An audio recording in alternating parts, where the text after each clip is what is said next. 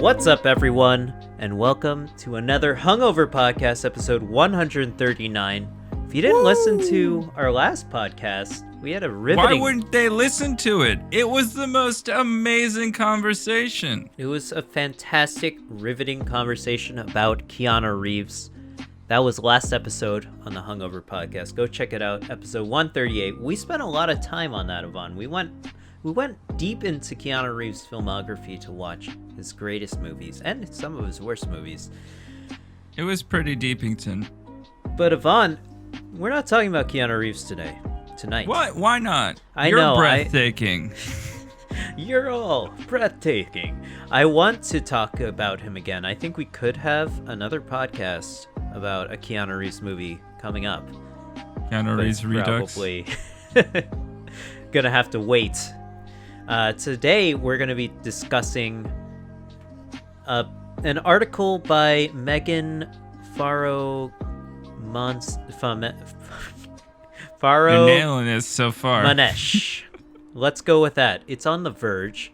Yvonne sent me this interesting article because we're always interested in gaming and game development. We always try to take the side of the game developer whenever we can, because they're the ones making, some of our favorite pastimes and hobbies. But there's been a lot of drama surrounding the funding of video games and where the money goes and the conditions under the working conditions that developers work under, particularly crunch time, which is the last couple months of the video games development cycle, where people are asked politely to work many long hours. Nowadays they're asked politely, or some shot, would say, I think. Some would say they're asked in different ways. But this article particularly goes into early equity and how it can change the gaming industry landscape, potentially. So we're going to get into that after we do our whole rigmarole in the beginning of the show. Yvonne, we always ask ourselves, thank you for doing another podcast with me. I always think you're never going to come back, man. It's great. I'm so excited when you show up. It's great. Laura was like, why are you doing this podcast today? I was like, because Julien asked me to. That's what I'm going to do. That's the only reason. Laura doesn't even listen to our podcast, Thanks, Julien. Laura. What am I supposed to do? Wait, is she really? Is that what she said? That's what she told you today? Yeah. It's like, Laura, this is our scheduling time. Wait, this is what Yvonne and Julien do. This is our friendship. How do you not know that Yvonne does this? She's like, wait, you still do that? She's like, do you have to do that? You don't even want to do that. I'm like, I'm tired, but I want to hang out with Julien. And now you know why I thank you every time for doing the podcast, Yvonne. I know you're tired, man. I get it. Yeah, you can see it on my face. This has been this is our first week of shoot. It's a really tough week. I'm sorry, man. I'm sorry. We'll record extra podcasts so you can take a night off. Yeah, we'll record them this week so I can take a night off right for like after a few this weeks. We'll record and wrap. Anyways, Yvonne, thank you again for the podcast. But we do ask ourselves what sort of nonsense we've been getting into throughout the week. Yvonne, did you drink anything this week? It sounds like you had a Guys, rough I've one. been having Balvenie Doublewood as my retreat. It's in your Such a drawer. good scotch. I have a standing desk at work, so I can't really hide things. There's no drawers. I opened up the printer. One of the cartridges doesn't print at all. It's just a flask now. That's awesome. Yeah, Balvenie Doublewood has been my retreat, and I've either had one either Balvenie after work or a fat tire, and then I go to sleep, basically. I've been working so... The hours have been ridiculously long. This is 12 or 13 hours for multiple days this Mm-hmm. week. And usually when we do films, it's easily a 12-hour workday. But during COVID, it's not supposed to be like that. So we're supposed to only do 10s, but this week has just been really challenging because, like I said, it's the first week of shoot. So there's just been a lot of things that need to get done in the last minute, making sure everything's finalized. And it's been pretty strenuous. Pretty strenuous. Just a little bit. Yeah, it's always fun to have every day be different, but it's not always fun to have every day be stressful and different. Uh-huh. So, I'm looking forward to when this whole thing becomes the oiled machine that it gets to in like week 2 or 3 of shooting, and then it's just like shooting the breeze with your friends for most of the day. Sweet. That's my favorite part of movie making. It's a lot of really fun, funny, creative people that you just get to hang around. Nice. But we'll get there. In other news, there are other people at work. I had set up a beautiful 3-monitor system. I had my laptop. I had my one display. I got a USB-C dongle that is like a little puck that you twist, and it's got like HDMI, VGA for whatever reason. I don't know in 2021 why I have a VGA port, but I do. It's got a display port and a USB-C, USB 2, and or 3, I think actually, USB 3, and a LAN port. Cool. Plugs into USB. I was super excited. USB-C. I was super excited. I had my DisplayPort monitor, my HDMI monitor, and then I showed up the day after I set this up. Somebody has stolen my HDMI cord. What the hell? And then Who would do literally, I don't know. And for the rest of the day, whenever anybody came in, if they were from a different department, or just another person who walked into to the office, I'd be like, "Hey, so did you happen to take my HDMI cord?" It's just like everybody from like set deck to props to construction to whoever, they all came in, and I would question them whether that. And so far, no one has fessed up. I think at this point, somebody might have taken it to just borrow, but because I'm so intense in the inquisition of where this fucking HDMI cable has gone to, they're just never going to give it up. You can't do it. No. They're already, they know, they're like the dog with the tail in between their legs. They know they did something wrong. Yeah, it's that. No it's shit. that, or it's just like it was a joke, and they were like, "Oh, this is gonna be funny," and then I'm so hurt and so shocked by somebody taking my property. Anyway, so somebody stole part of my kit, and now I need a $5 cable to be replaced. God damn it. God damn it. It's more of the time investment than the fact that you did it. Come on. What are you doing? I know. But it was beautiful. I had 3 monitors. I could do everything I wanted. It was really great. I was really happy. In other news, Julien, I haven't been watching or playing anything, but I did try MeUndies. MeUndies. Sponsor the podcast. Sponsor the pod. Look at that. I am an actual user who purchased your things. Guys, MeUndies. It's a mixed result. I have to say it's one of these one of those underwears that you don't really feel when you're wearing it, but then when you become cognizant that you are wearing it, then it's like you really know that you're wearing it. That's been my experience so far. You know you're wearing it is that a good thing or a bad thing? Not usually. It's like I don't know about your relationship with your underwear, but my relationship with my underwear is best when we're like acquaintances. Like, I see them a couple times a day, and that's it. Yeah. I mean, I've got your standard run-of-the-mill underwear. I've got the old loose boxers that, I come across them every now in the laundry cycle, and, I like their design. Okay, let me get one. I see it. Let's see it. All right. I like this one. It's fantastic that both of us have underwear within arm's reach. I bought these ones. No, my mom bought me these ones. Oh, they're so cute. It's cute. It's an umbrella. It's got the elephant on there. It's a nice design. I like it a lot. But, it's the loose boxers, They're great when you're just walking around in your boxers, but you ever got to put your pants on?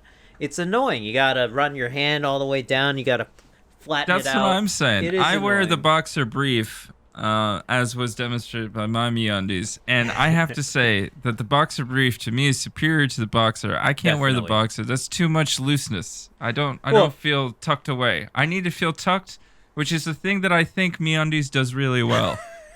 But no underwear is supposed to hold up to 12 hours of rigor. well, And it's MeUndies what I'm struggles. saying. It does its best, but it's not. It's not perfect, but it's very, very good. Good, good. I mean, it's like I'm saying, I don't. It's totally in perfectly fine condition. I'm not gonna throw it out. It's just at part of the laundry cycle where I still have these. God damn it! You just put it on. It's like, well, I gotta wear something, and then you put it on and you throw it down, and do the whole thing. Oh. I do agree. The boxer brief is the way to go. It keeps everything tight, keeps everything professional, and you don't have to worry about it when you're putting on pants. So you go between the boxer and the boxer brief? You cycle. You've got both in the standard rotation. Oh, It's not of course. just like I only the have so many boxer is underwear. there for the emergencies. That's what the boxers are in my underwear drawer. I The do know. boxers in my underwear drawer are break in case of emergency. That- It's like I've gone too long. There's no underwear available. I'm too lazy to do the laundry. These are what's available. Yvonne, I only have so many pairs of underwear. I'm trying to keep my clothes to a minimum at this point. It's overflowing. The reason why there's boxers there is because I don't enjoy putting away clothes. It's annoying as fuck. So it's like it ends up, especially with my my dresser situation over there, which you can't see, thank God, is it's packed to the brim because my mom keeps giving me clothes. And like, come on, mom, I'm turning 30 on Sunday, Mom. I don't need you to fucking do this. And she just keeps giving me, it's getting cold out. You need this sweater. Like, Mom. My dad does this to me with jackets. I get a new winter jacket every year. I've got so many jackets. I've got like 6 more than Laura God. has. My coat hanger is literally pulling off of the wall because I've got too many winter jackets. Oh my God. And Mom, these guys on Wall like, Street, they got 6-10 jackets. It's like, thank you, Mom. I appreciate it. Don't get me wrong. It's really nice to receive a warm sweater with love in every stitch. I get it. But I can't possibly wear this many sweaters on any occasion. So it just ends up getting shoved into the drawer, and it's like it's overflowing. And so that's why I have boxers over there. And that happens to be one pair of boxers that I will wear because they're in pretty decent situation. I do have the boxers that you're talking about, though. The threadbare boxers there's no elastic. It's just a hard string. Actually, I have a pair of boxer briefs like that. So the only thing holding them up is the thigh portion of that hasn't gotten shot. It's the waist is just like flopping over, and the thigh portion is holding it up. And it's really awkward to wear, and it's like I can't wear this comfortably in public, even though it'll be covered up. So I still have those. I don't know why I won't throw them out. I need to go through all my clothing and throw them out. I just threw out my last pair of boxers that did that. It's just like the elastic around the waist had just given up. So Nikki, it was don't give me done. that look. Don't give me that look. Do not give me that look. My girlfriend is listening to this recording, and she has to interject on Chime the in. boxers. I saw that pair the other day, and I was so confused. She did see the pair the other I day. held them up, and I was like, these don't fit to me. They're so bad. They're really great. It's I thought fantastic. that maybe Yvonne had just left boxers here, and then Julien just thought, oh, I guess I'll use these. She thought that you apparently left boxers, Oh. and then I just thought, I guess I'll use these. No, that's not the case. I do have a pair, however, from one of my other friends. I can't don't- remember the reason. I don't think we would be able to fit in the same boxers. There's like the half a foot of height difference in like 30 pounds. Exactly. Yeah. No, it's not gonna.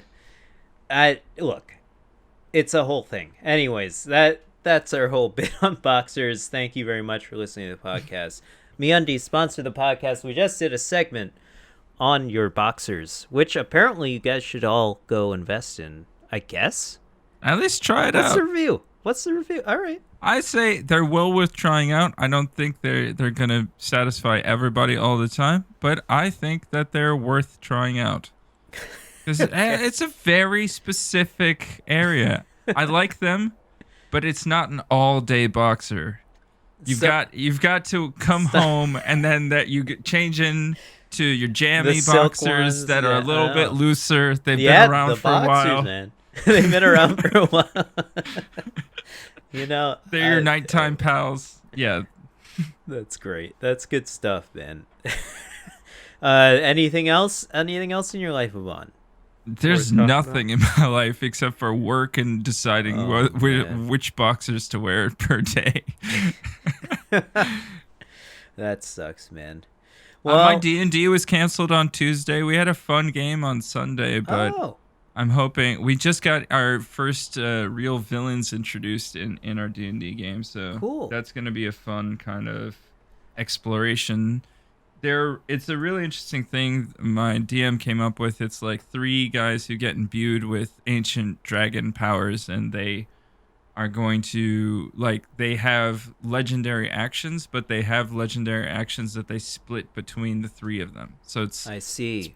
Fairly low level camp at this moment, but it's still a pretty cool enemy. But they're very powerful. I'm very scared to fight them. They basically almost killed us without breaking a sweat. Very cool. Very cool. I wanted to pick your brain about D&D. Specifically, there were some new things coming out in the D&D universe. I think they're trying to make a D&D movie. Another one? There was one already. Didn't know that. There's a trilogy. Okay. Yeah. I know a guy who worked on one of them. Oh, that's really cool. There's also a Pokemon Jeremy Irons was in it. D&D. Unofficial Pokemon D&D. Wanted to pick your brain on that. And then, which I think is probably more up your alley in terms of you getting into Pokemon and also it not being cringy, which I assume the movie would be. And then also, I think they're making a D&D video game, if I'm not mistaken. Which I guess... There's Pathfinder video games. And there is also Baldur's Gate, which is Baldur's Gate is a D&D game. And I pre-ordered, I ordered and started playing the beta of Baldur's Gate 3, but it was kind of crappy because it wasn't a fully realized game. And I was tricked. I see. Very good. I felt very tricked. You got is what you're telling me. I did get got. This would have been a perfect segue to our main topic, but I guess we'll wait to get into it. Yeah, sorry. I don't have to go. I was gonna review sorry, I'm just reading about the Dungeons and Dragons Paramount E1 upcoming film adaptation of the popular fantasy role-playing game. I'll have to send that to the guy I know who worked on it. Anyways, see if he's going to get involved. I just wanted to know if you were following the Dungeons and Dragons cinematic universe and media coverage, but clearly it's not really that relevant to people who play Dungeons and Dragons, which is what I wanted to know. Chris Pine, Hugh Grant, and Sophia. Yeah, Lewis. it was Hugh Grant that I wanted to. Yeah. Wow. Yeah, just cast. That's crazy. All right. Yeah, I just wanted to know. Anyways, for me, I've been up to a bunch. Let's see, at work, it's not really that relevant, but I'm learning how to make sausages. That is my new thing at work. I make all of the sausages for the the store, I calculated about how many sausages I made on Monday. Sorry, excuse me. I believe it was over 300 sausages I made on actual links on Monday, which is when I make sausages, and we make a large variety of sausages. I think I made 8 different types of sausages, 300 total around, which is good news. I mean, good work. Good. It is a lot more finesse than. Jesus, sorry about that. That won't come up in the audio recording. Anyways, it is a lot more finesse than you might think. When you have to make 300 sausages, it's a lot of work, and we are lucky in our butcher shop. We don't use a hand crank sausage press. We use a foot powered electric piston sausage press it pushes sausage up, as opposed to the hand crank, which pushes it down and then through a tube. And we also use natural casing, which is like, I don't know, it's kind of nasty. It smells Does it so smell bad. terrible? It smells Yeah, that's horrible. what I was gonna say. Especially the beef. We make a morcilla, which is a pork blood sausage, and we use a beef middles in order to make it. I mean, the whole point of the butcher shop is that we're like a sustainable business, so that's why we use the natural intestines. I think we source from Syracuse, actually. I think there's a sausage company that they sell casings. Is that like Gianelli? I think it's Syracuse Sausage Company. I'm not sure. Something we source something from Syracuse. I have to figure out what it is. And so the beef middles are the worst. They smell horrible. It's just like, this gets on my hands and it's like, gross. On top of that, it is messy to make sausages. On the level that I'm making, it's a lot. You gotta emulsify the meat properly. You gotta spices everywhere. It's like, oh my god. I wanted to tell you specifically, we made a borscht sausage. I'll send you a picture after the podcast, which is really cool. We had a bunch of beets left over. This is essentially learning how the sausage is made. Yeah, I was gonna say, there's a reason that the saying exists. Look, I mean, sausages are great, and they don't have to be like an industrialized, disgusting process as you might think of it as. It's not that disgusting. It's just seasoned ground meat in a casing, which half the time I don't even cook it in the casing. I take it out of the casing. So, because I make a pasta with a sausage. But it's just seasoned ground meat. But our borscht sausage we had a bunch of beets. And sausage is a really great way to utilize ground, the part of the animal that you would end up sending to grind anyways.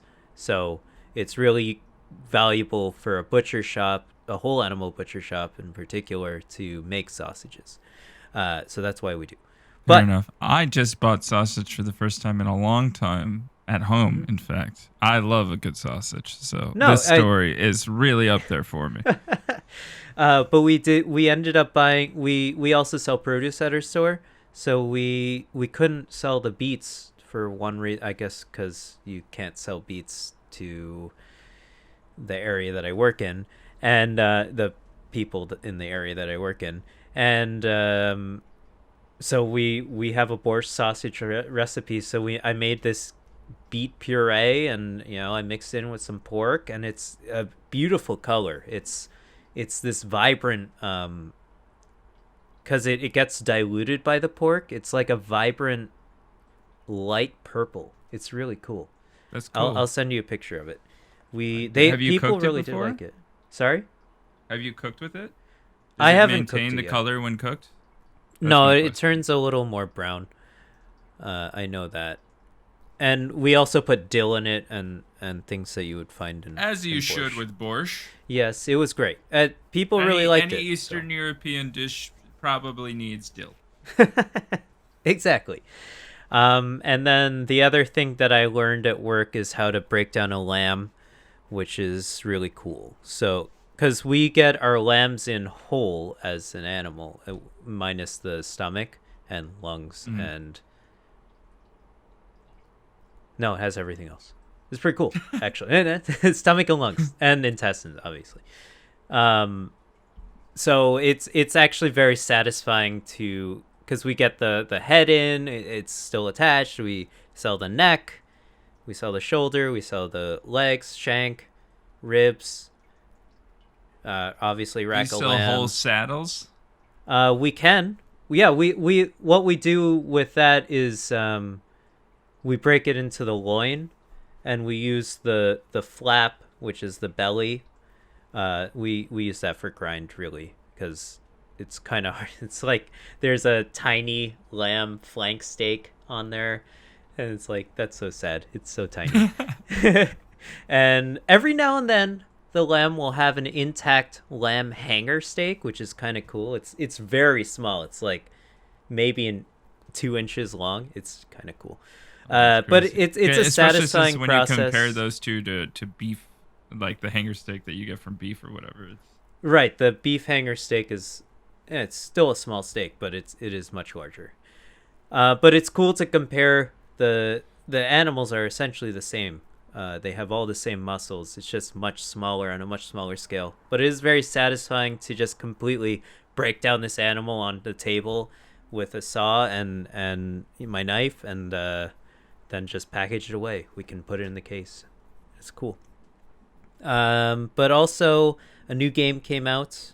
Very excited.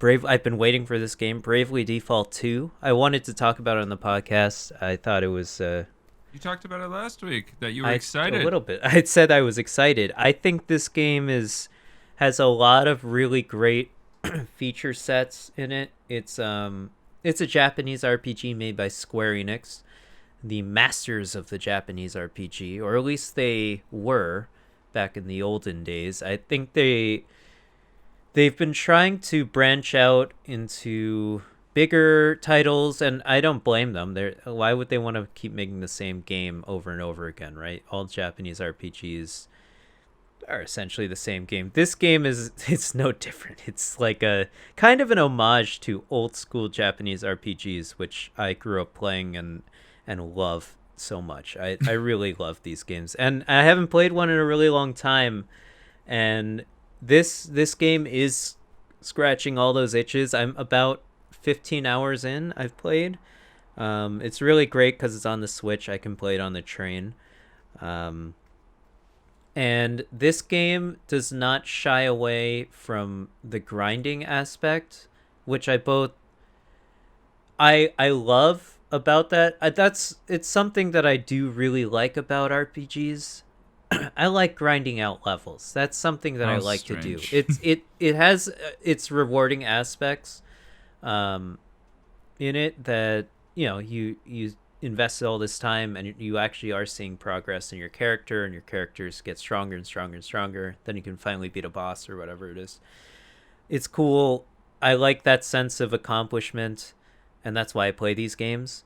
This game is grindy, but it has a bunch of systems in it that are definitely, it's like it's taken a look at all the JRPGs in the past and taken things out of all of them that were good for the it's like pro consumer, I guess, or pro player. Like, this is a good system that players take advantage of, so that to ease the so it's not just as monotonous as just like, oh, get into another battle, fight this guy, blah blah blah blah, and rinse and repeat. So this game, you can out of the box, you can increase the battle speed 4 times. So that's super nice. Cool. So, and the one thing I I'm starting to get used to right now. If you hold down the select button, like it's the A button, it will just select, like it just automatically selects it, and then it goes to the next menu, selects whatever the first thing the selector's on. So like if you wanted to go into black magic, then it opens up a new menu. I want to cast fire.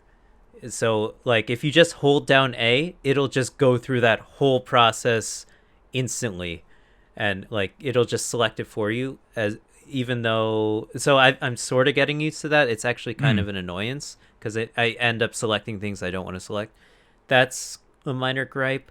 This game has a really cool battle system that's all about gambling in a way. You basically can, it's called Bravely Default. It's a horrible name. I don't know who at Square Enix is naming these fucking games. But when they made it to Kingdom Hearts 352 over 2 days, death by sleep, dream drop distance, it's too much. It's too much. You need to stop. Bravely Default 2 is too much. But it's a cool battle system. It centers around your character being brave in that and or defaulting, which are two actions that you can choose. If you default, you basically take a defensive position. You take less damage. You don't do anything that turn except for defend, and you get another battle point to spend the next turn.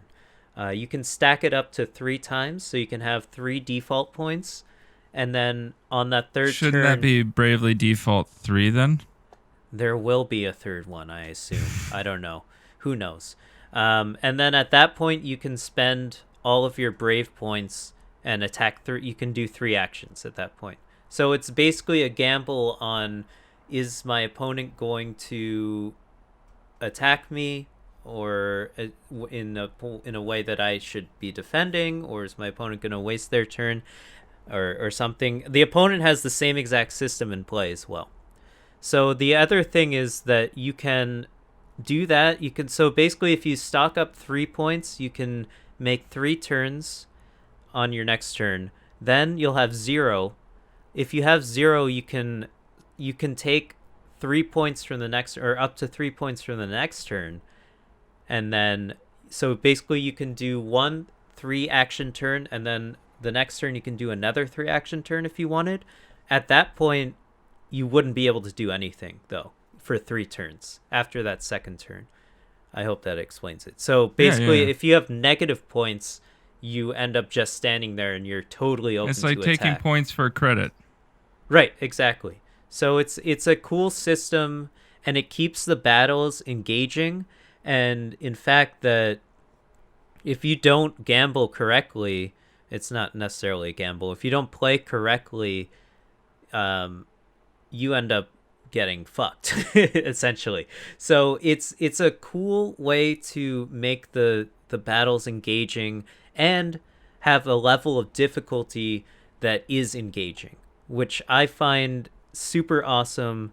The boss battles are difficult, and they're almost a puzzle in a way, I suppose, because you have to figure out when to attack.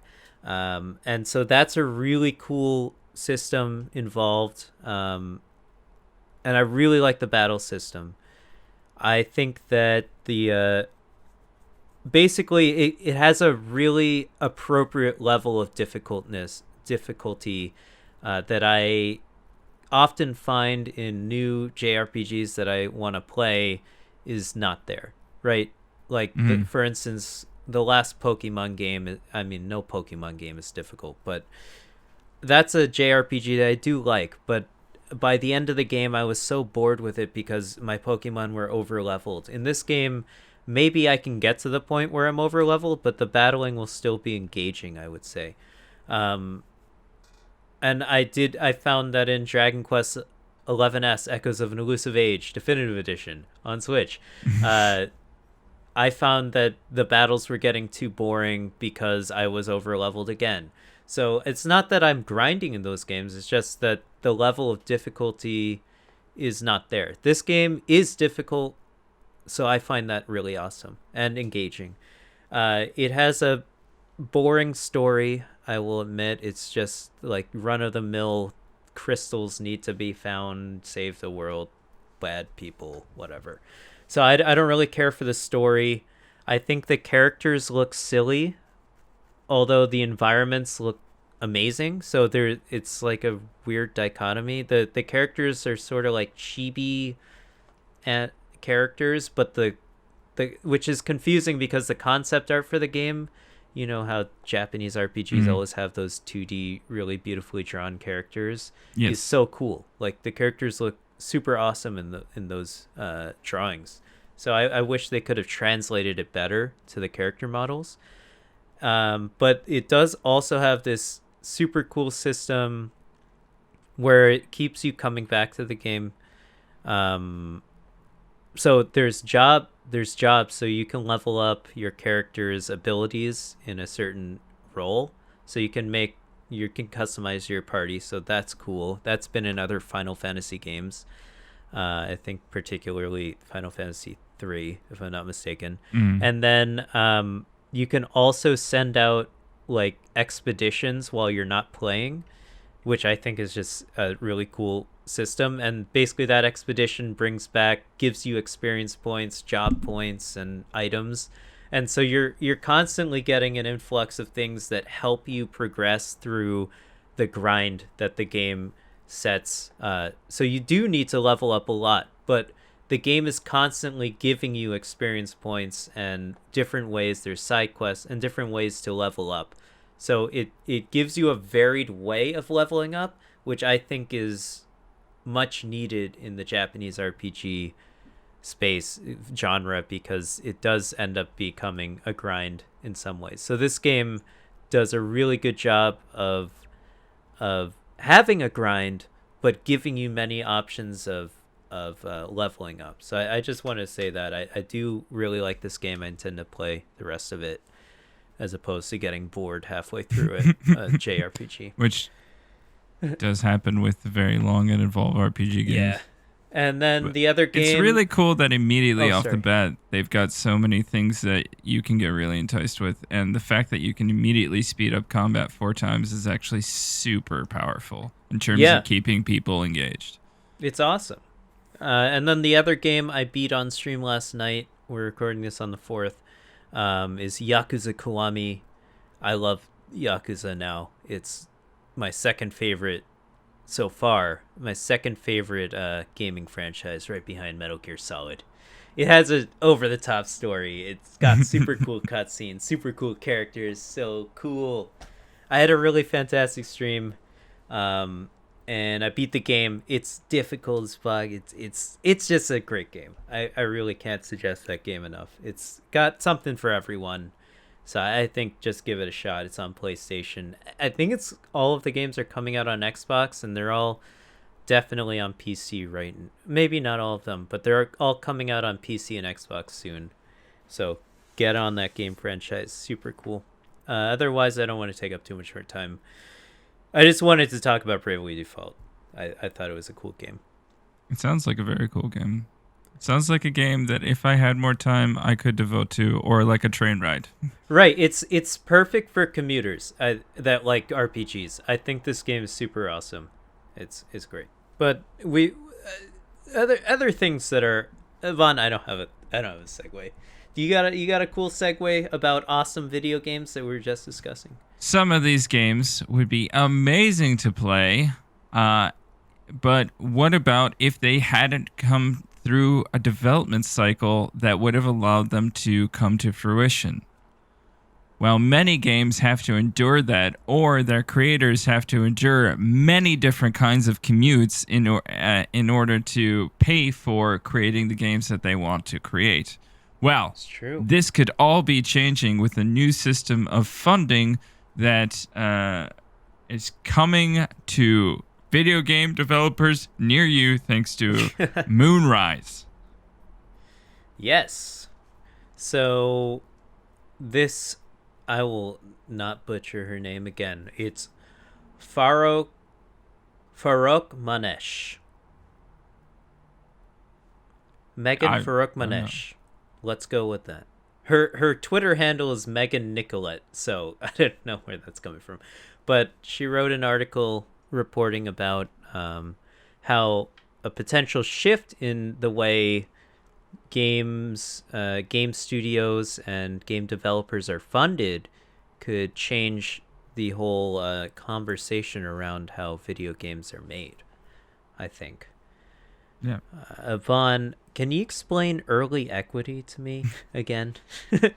So what we're talking about here in terms of games is we often see games coming to fruition. Either they're coming through a developer studio or they're coming to you through Kickstarter. And by the time they come to either of those platforms, if they need to get sold to a developer, for instance, there's been a ton of work that's been done in order to get it to where it needs to be.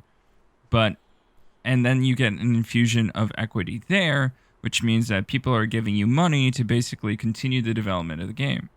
Right. However, early equity can come in at a much earlier stage and really finance it when it's nothing more than kind of an idea with really rudimentary models or graphics, etc., that are just kind of bouncing around, and help people get to the point where they can continue to look for other sources of income to flow into how they're paying for the development of the game.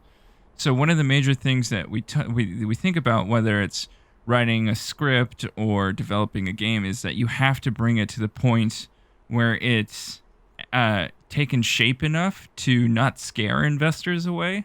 So, for instance, if you're bringing a game to show potential investors, it has to have some sort of form usually. It can't just be like two floating cubes that are bouncing around the screen as is described in the article. So what this group of developers did was come together to form a kind of investment fund that can help at an earlier stage. And I think the advantage that they have is that they're all developer experts who have a lot of technical experience of shepherding a game and developing a game from its initial thought stages to a final product. And because of that, they know what the challenges are and have started to find ways to pay developers in those earliest stages, when usually developers are having to work other jobs or spend a lot of time finding funding or grant writing, etc. So this is going to be one of the ways that you can get a faster turnaround to get money in those early stages of development. And I think it's going to be a game changer for a lot of people if they can get access to this kind of funding. Right. It sounds like, I mean, we take a look at the sheer amount of video games that are being released. If you just literally scroll through Steam, I mean, it's not slowly, it's definitely coming to Nintendo Switch eShop or the PSN, the PlayStation Network and Xbox Store. If you just literally scroll through these marketplaces, you're gonna find a whole bunch of nonsense video games that are coming out of literally everywhere. It's crazy the amount of video games that are released every day on Steam, and the fact that I don't really know if there's any sort of vetting process related to how you get a game on Steam, but that's kind of a different conversation. The idea that this article is sort of trying to bring to light is that I think if you even just look at the amount of games coming out, right, just think of how many more games have already just been given up on because they couldn't get enough funding, or they couldn't secure any funding, or they weren't given a chance, which I think this article sort of gives light that there could be a future in which that video game developers can be given a chance before they get to the point in which most games become successful, or at least are funded. They'll be given a chance in the earlier stages before that point. So Yeah, because if we think about a lot of the games that even community funding has gone to, right? When you think about the Kickstarter, they've got so much in development that's gotten to the point where they're on the Kickstarter platform before any money has really been involved in terms of funding. I think it's a really interesting way of reevaluating how investment funds can value people's time, and that this early stage of development and breakthrough is just as valuable as those middle and late stage. And in fact, having more funding in the start might be able to allow you to really better shape your game, and you might not have to have as much crunch as you do later. So for instance, like thinking about Kickstarters and the amount of like ploy that you have to put into a Kickstarter. So in order to gain more funding, you'll have different like Kickstarter goals, right? And if your Kickstarter goals get to the point where like you're raising so much money, but your game can only handle like so much development, right, you're gonna reach like a limit to what you're gonna be able to be successful at. Like if we think about Star Citizen, Star Citizen. How much money has Star Citizen raised, and how close are they to having a final game? I don't know. I mean, apparently people are playing it. That's the game that people are playing, or is that EVE Online that I'm thinking of? People play EVE Online. Yeah. Star Citizen has some stuff, but it's not nearly the game that it was supposed to be. Right. It's just sort of evolved into something else, and you have to get like an alpha code that you pay for or something. I don't really know the story around that game, but you're right. That game was an update from late 2020 via Polygon was that alpha testing has closed with no beta or full launch date given. And this is a game that was announced on Kickstarter, I guess, many years ago. I think in 2011 or 2013 or something around that time. And it's sort of evolved into this strange thing. 2012 raised more than 339 million from 3 million backers. Jesus Christ. And then, it's this crazy game in terms of its scope, and it's really not blossomed out. But this is the kind of thing, right? So that's like a Katamari Damacy or whatever, where it's just Damashi. Where it's just it keeps rolling and gathering and gathering and gathering without ever being able to control itself. But that's some of it is part of the like driving want of a gaming public. Obviously, this kind of game would have been very craved for by the entire audience. But the other thing is you also have to keep promising things. And just throwing more money at something can't always solve the problem. It's like you can hire more people, but like you can't have 9 women make a baby in 1 month. At some point, you can't just throw more people or money at a problem and really solve it. But the more money that gets thrown into a Kickstarter, the higher the expectation and demands are. So I think being able to shape kind of the scope and idea and plan of the game earlier on with more funding, so you don't have to rush it to the point where you're able to bring something to a Kickstarter platform or other, like Kickstarter's getting a lot of flack here, but literally any other kind of place where you would get equity in what is now considered which was previous to Moonrise considered the early stages, right? Where you have at least a product to show. Then maybe now you can take more time to slow down, really think through that process and get something to even that stage that has been way more thought through and doesn't have to be rushed in certain aspects before you can start getting paid for doing what you love doing. Yeah.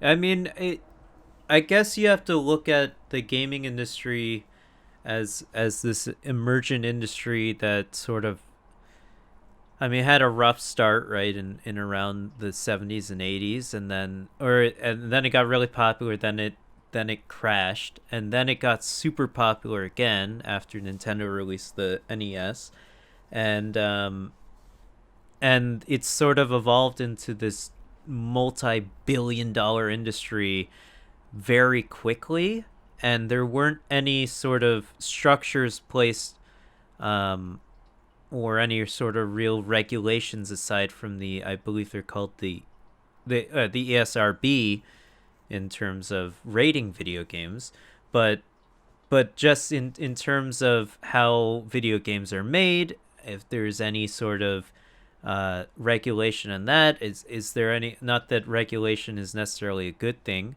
but these games are being made across many different platforms, many different countries, all this sort of not nonsense, but all this sort of there's many different inputs coming in. It's such a free form industry that that's sort of creating, I guess, in some ways an art form, in some ways, in obviously in other ways it's a form of entertainment. There's so many consumers trying to buy into it.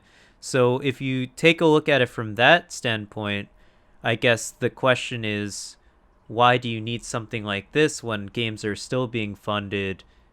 And when I say like this, is the idea that games could be funded in a different way than they have been funded in the past and continue to be funded today, is why do we need a thing like this when games are being funded out of pocket by people themselves, like Toby Fox, who made Undertale, or I think the name is Eric Barone, who made he didn't fund it out of pocket, but he made Stardew Valley, which got published by Chucklefish.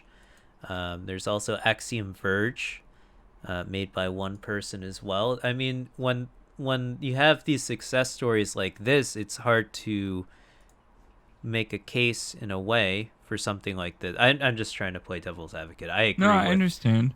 With the early equity standpoint, but I'm just trying to look at it from say like Ubisoft or Activision or EA. Why would they try to change the way they fund video games if they have fucking Madden being churned out and being shat out, just the same fucking game? Why we can fund it the way we've been funding it for years, I completely agree that, and I think that you're right that this isn't going to be a thing for larger publishers to take a look at, like what they're developing, unless they have a branch that focuses on smaller indie style projects. So I think you can get a blend of things, and what you really could take a look at in terms of where does this model fit more is you're looking at things like startups in Silicon Valley with apps and things, and the amount of money that's getting into there. It's a lot of these, like, what's interesting is that app development and game development is more akin, I would say, to an art, right? Where art isn't being funded unless it's being commissioned. It's not really being funded in the before times. You have to get a grant in order to be able to fund yourself, or you have to sell your finalized product enough to sustain your living habits, or you have to get another job in order to maintain your artistry. So right. I think this is more akin to... it's weird that game development is more akin to like a painter than it is to like another 9-to-5 job that's in like a regular office building. But because the projects don't have that, usually they don't have that long lasting impact like building a paper company or a hardware store would, those companies obviously also have to start from somewhere, but they're not making a like transient goal, right? Like the goal of the gaming company is to make a game. They'll either move on from it or pass it on to another team that can continue its maintenance. And so it's kind of one of those things where you should be getting paid for your artistry at whatever stage it's in, not just at the end product, because we need to be helping to develop more games, not less. Like creativity and expression via games is going to be really, really important as we continue to use that as a means to communicate in this more modern era where so many more people are and different swaths of the population are playing video games. And so you can give more credence to all sorts of different voices who are developing games who wouldn't be able to get the funding that they need to get to the point where they can use that as their income, as their job to do to be research funding for developing their game. So I think it's one of the things that I think we've talked about both in our GameStop conversation and just over the years is how much we appreciate the democratization and the taking away of gatekeepers. And I think that this kind of funding, although it's intrinsically like Moonrise is the gatekeeper in this instance, and whatever the investment fund is the gatekeeper, but it's also helping to bridge the gap between anybody can get into the process of developing games, and you have to be able to sustain yourself to the point where you can get a product to the early stages of market. So right. I think there's so much opportunity for people who don't have voices or don't have the same level of income to be able to start developing passion projects.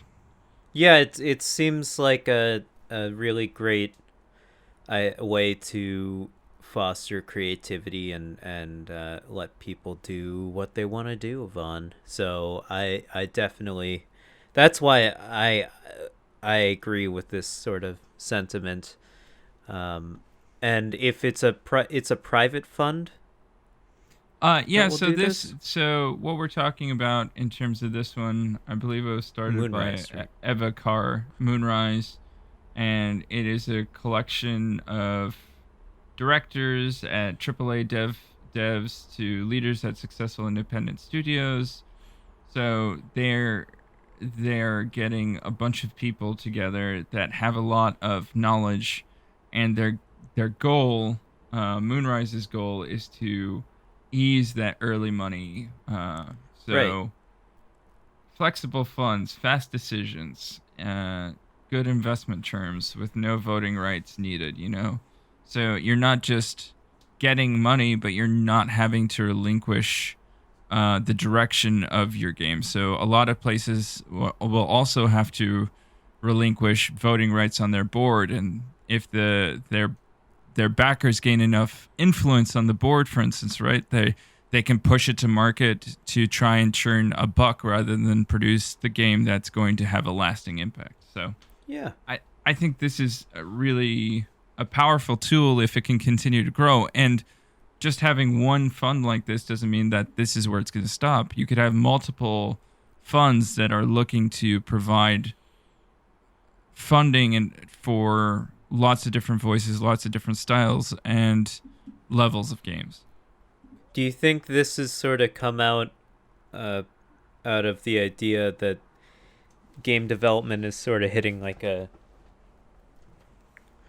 critical mass right now, where it's just like there's essentially two types of video game, not two genres, but there are AAA video games that come out every year, and then there's these indie games that come out every year, and there's so many video games being made, and it's sort of like it's been made this one way. Like there's crunch period, there's the whole initial process of making a video game, and you, I guess, not critical mass, maybe it's a bad word for it, but or bad couple of words for it, but Well, it's like they just want to see change in the industry. They're just sick and tired of it. yeah, I think you have a point. It's like I see it in the movie industry as well. It's like there are these huge budget, like Marvel style movies, or there are movies that cost like single digit millions to make or less. And that may seem like a lot of money, but movies like $4 million movies are really cheap movies. Yeah. There's a lot of people, there's a lot of material that goes into making a movie. You know, a $1 million movie is a super cheap movie, but it sounds like a lot to people who aren't in the industry. So I think that finding a way, I think this will help more towards the indie scale of things, but I think it'll help who has access to that level of indie style games, and hopefully I think more than anything else, it will help diversify the kinds of people that will have access to taking the time to really focus on your game. Yeah. So it won't have to be people who have some sort of wealth or high-paying job that they can like balance with creating the game, but it will be more different kinds of people who could get funded. And that's something that you want to have when you're in an art form, right? You want to have as many different types of inputs as possible, because that's how you make things that people like. You know, I mean, there's a game for everyone out there. Yeah. Right? So I think that's what's great, and I think the more different kinds of backgrounds and identities and whatever get to make art, or and I think that games can be considered part of that art genre. I think the more you'll have different kinds of explorations, and we all love a lot of different styles of games. Well, not all of us, but a lot of us love different kinds of games. I mean, we all have our niches that we get back to. Like, I love shooters. I'll get back to FPSs at all times. But I love being able to go into a strategy game or an RPG, or even sometimes, like when I was younger, I loved a lot of like narratives, like click. What are they called? Not just point and click adventures, but the storytelling games, you know. So yeah, we played through, what was the game? Full Throttle. Where you're on Full Throttle on our YouTube channel. Go check it out. And something as simple, the game that just was announced come to mind in this sort of related is this game was announced on the PlayStation State of Play that I actually forgot to talk about, but it's called Sifu, which it means master or like teacher. It's like sensei, but it's the Chinese version. That's if you translate sensei to Chinese, it's Sifu. And there's this game, I don't really know what it's about, but it like the trailer was like the hallway scene from Old Boy, where he just fights all these bad guys or whatever. It seems like some sort of brawler action game. I'm not exactly sure what genre it's in. It has a really cool art style. You play as this. It looks like every time you die, you come back older or something. Maybe I'm misinterpreting what's going on, but it's like it's this Chinese kung fu guy, and it was just like something as simple as that just spoke to me as a person. Obviously, there's billions of Chinese people out there, but it's just like putting a Chinese person instead of, you know, your generic fucking white guy with a gun on the game cover or whatever. That's something that's ridiculous, but it's true.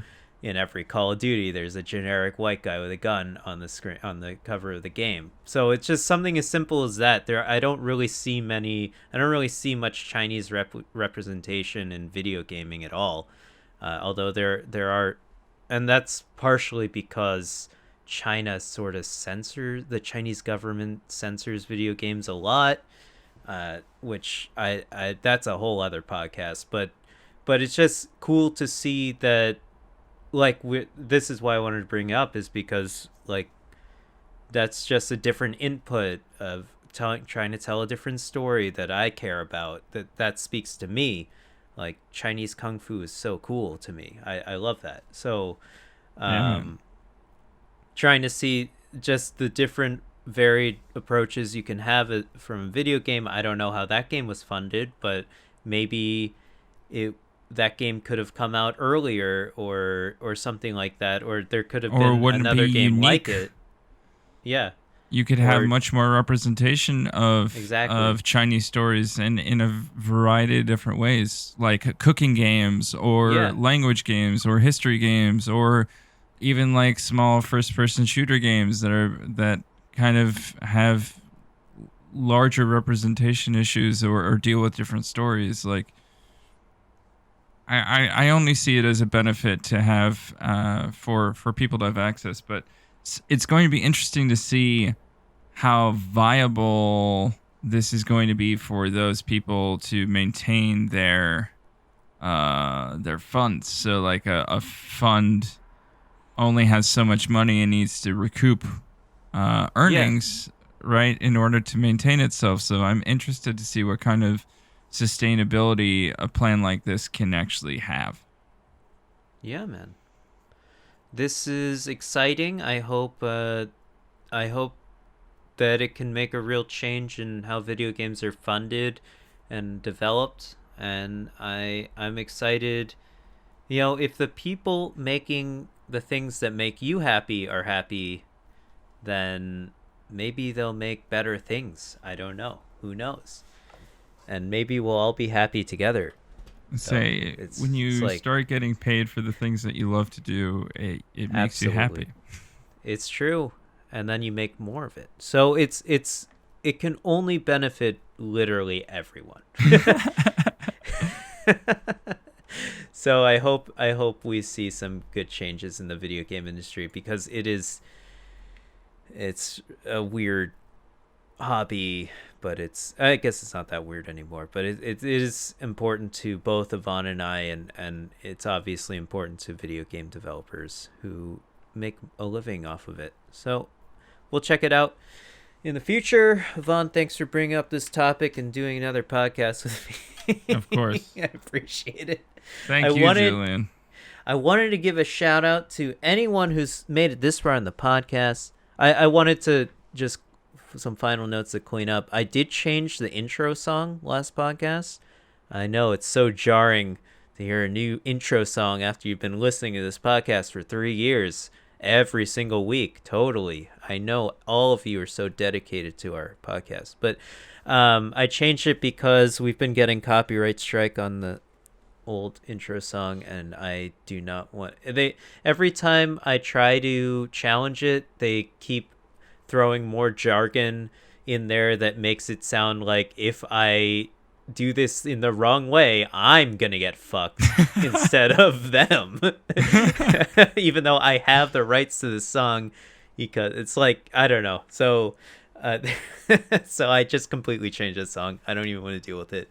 And also I'm going to be having this podcast going to be coming out on the 8th. I'm going to have a birthday stream on the 9th, even though my birthday is on the 7th. So if you're listening to this, you made it this far, thank you. Maybe you should come to the stream and have a good time. I'm going to be doing a VR stream, Yvonne. How cool is that? It's pretty darn cool. It's so futuristic. It's so cool. So I hope you guys can make it I'm out just there. going to need to make sure that I have 1,000 channel points by That's all you need to make me peak internet.